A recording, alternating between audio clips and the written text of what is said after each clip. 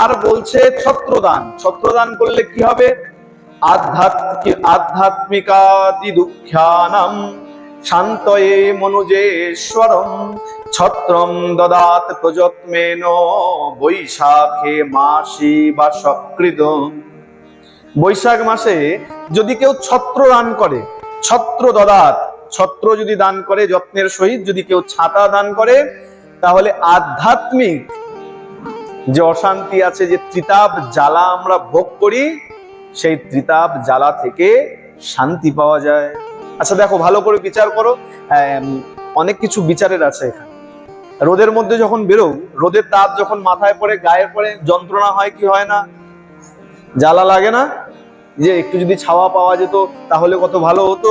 ঠিক তেমন চিন্তা করো, যদি ছত্র দান করো, ছত্রের ছায়ায় ওই সাধু সন্ত ব্রাহ্মণ যদি সুখ শান্তি লাভ করে, শান্তি পায়, শান্তি অনুভব করে, তাহলে কি হবে?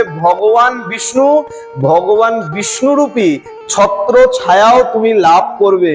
সেই ছত্র ছায়ায় এই সূর্যের কিরণের মতন ত্রিবিধ পাপ, ত্রিবিধ জ্বালাতে যে আমরা ভোগ করছি, সেই জ্বালা থেকে সাক্ষাৎ ভগবান আমাদেরকে শান্তি প্রদান করেন।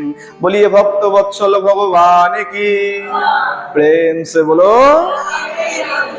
সুতরাং ছত্র দান করলে পরে আধ্যাত্মিক শান্তি লাভ করা যায়, ত্রিবিধ জ্বালা থেকে মুক্তি লাভ করা যায়।